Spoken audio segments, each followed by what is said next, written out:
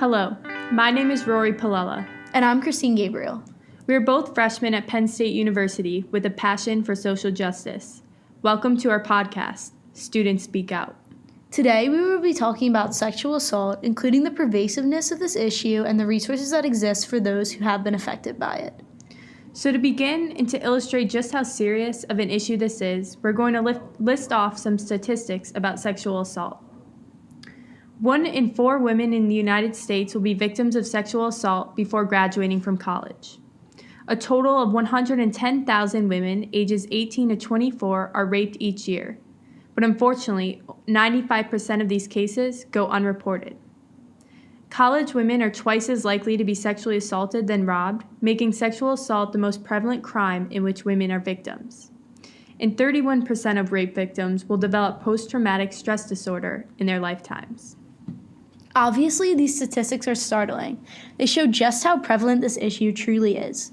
No one is immune to sexual assault. It can happen anywhere, at any time, to anyone. It makes me think about all of the alerts and timely warnings we receive from the university on essentially a weekly basis. Exactly. Most recently, there was a timely warning about multiple reported assaults that occurred over the span of an entire year in the Lash building on the southern part of campus. A third party indicated a known student allegedly inappropriately touched other students several times within this time frame. So this is just one example of many alerts pertaining to the incidents that are occurring each and every day on this campus. We've received timely warnings about sexual assaults that have taken place in dorm rooms, parking garages, and various other buildings on campus.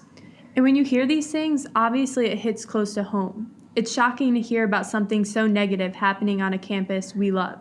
But it's a reality, and it's not going away until steps are actively taken to address the issue at hand. What are your thoughts on this, Christine? Well, as a female student at Penn State, I've definitely had experiences with sexual assault. I have a lot of friends who have been sexually assaulted. I'm sure Rory can speak to the same thing, and listeners who are female can speak to the same thing, regardless of whether they go out on the weekends or not. It's a pretty common issue. Just last weekend, one of my really good friends was out at a frat, and she and a bunch of her friends went back to this boy's apartment, and a bunch of his friends were there too. It was a lot of people, and she was like, I can't get home. I'm just going to go to bed. And so she went and laid in a bed in the apartment, and a boy got into bed with her and started touching her inappropriately, and she said, please stop, please stop. He didn't stop, continued to do this. So she got up, and when she relayed the story to me, she was like, I have no idea how I had the strength to do that considering how tired I was and my state of mind. But she got up and went into a different room. She was so scared that he was going to follow her that she stacked weights and books against the door, jammed the doorknob, and slept there for the night. And then in the morning, she woke up and came home. But that's just a very common thing that would happen. Like, if something had happened that night, and she even said to me, if I hadn't got up and left, I would have been raped. That wouldn't have been her first experience with rape.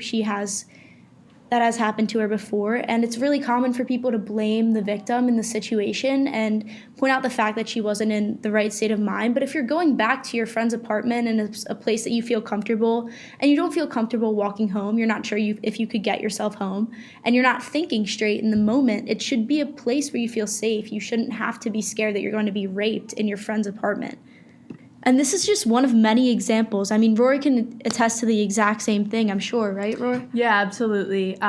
Since coming here to Penn State, I know at least 2 people who have told me that they've been raped. And, this is really shocking for me. It was hard for me to accept at first, but, 2 people who, you can't tell just by looking at someone what experiences that they've been through. But I was definitely shocked, but it just goes to show you how prevalent this issue is. And it's very scary, but it can affect any single one of us. Yeah, definitely. And for me personally, that number is much higher than 2, maybe bordering on 10. And it's not even sexual assault, it's rape. So that just really goes to show you how it is an issue that needs to be addressed immediately. So considering how many people are affected by this, it's really important to know the places on campus where you can go for support if this happens to you or someone you know. And Penn State's Counseling and Psychological Services is one of those places that immediately comes to mind.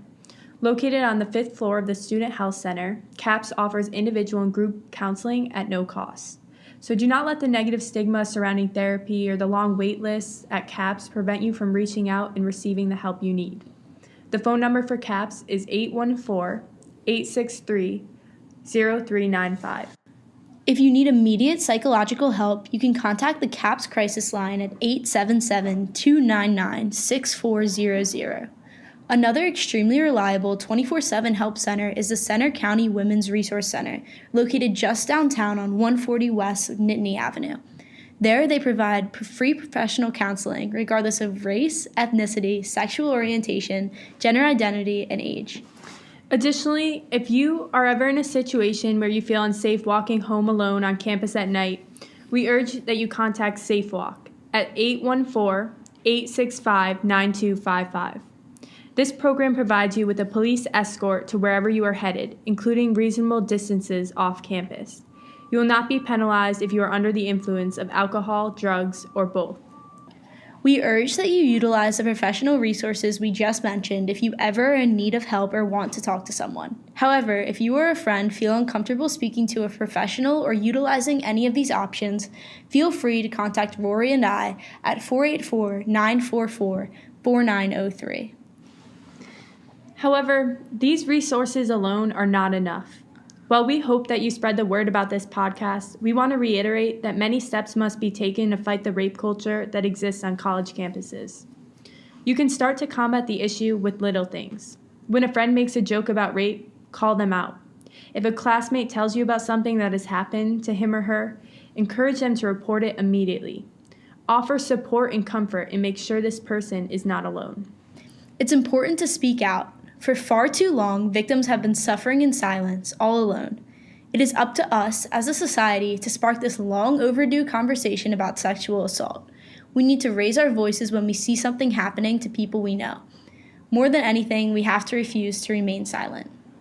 As always, thank you so much for listening. This is Rory and Christine with Students Speak Out. We'll see you next week.